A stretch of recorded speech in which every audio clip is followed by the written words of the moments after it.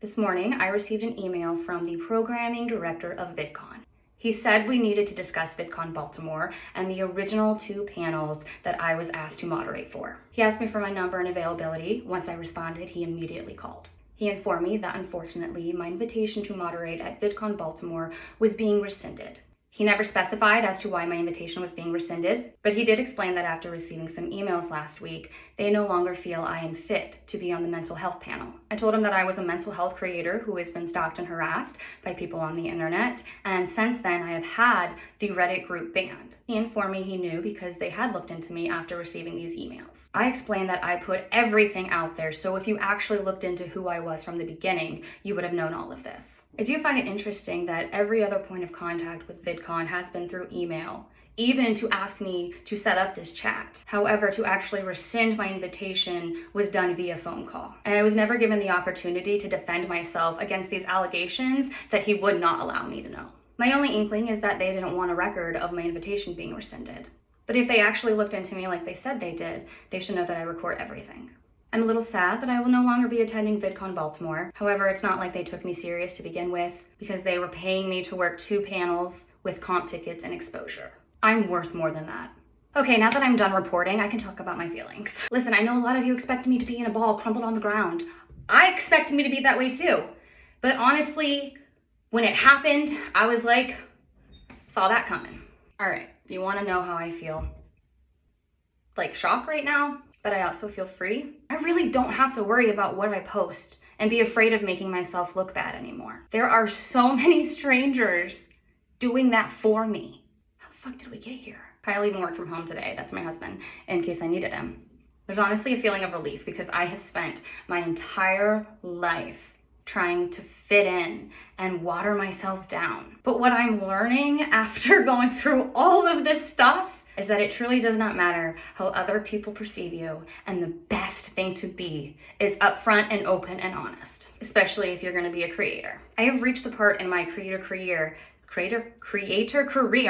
where I don't have to hold back any part of myself. This is who I am. If you wanna be here and part of my loving community, we welcome you. If you're a brand that stumbles upon my content and want to work with me, I would love to work with you, but this is who I am. I may seem a little crazy throughout my accounts, but this is my space of where I can be who I want to be.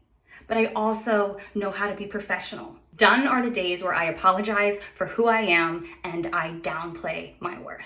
So if you have had the pleasure of scrolling through my content and it is still not clear as to who I am, allow me to tell you. I cannot be the only one that feels weird saying my name to people. I am Samantha. I don't like that name. Never have.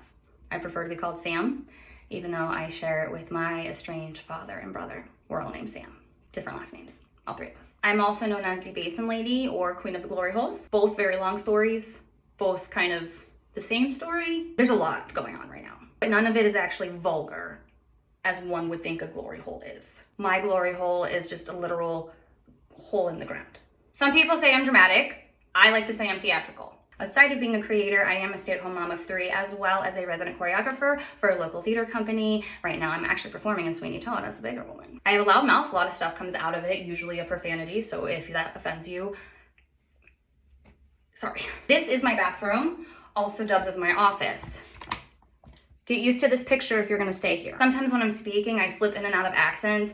I really can't help it. I think it's more of just like a comfort thing. I also know what it's like to not only suffer multiple miscarriages, but also what it's like to bury a child.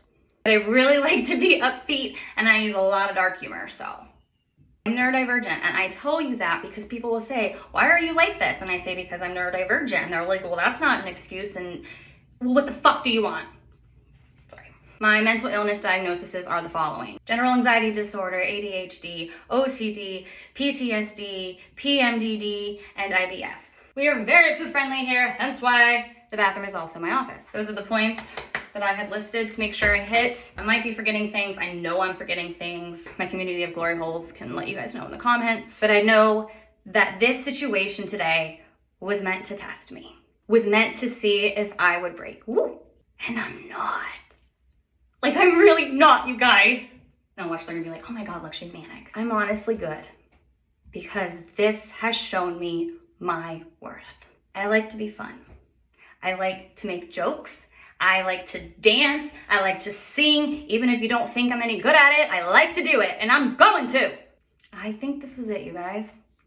I think this was the turning point that I felt coming. But more importantly, it's how I'm gonna handle today's situation that's going to really show me my path. I'm not afraid to speak out on injustices, and I will use my platform to do so.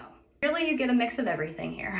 And to my sweet, sweet glory holes, truly, I would not get through it without you. Like, you honestly feel like friends. I was gonna do a whole bit like the Fergie Big Girls Don't Cry, but like crying is okay and crying is good. Even if we cry, we still can get shit done. For those of you telling me to get off the internet, no, I didn't start creating to get people to like me.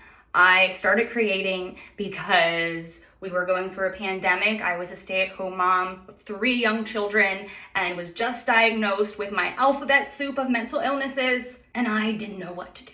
I've always been theatrical, so I found TikTok and I had a lot of fun and people seemed to like it. Then we bought a house, something crazy happened, I talked about it, here we are.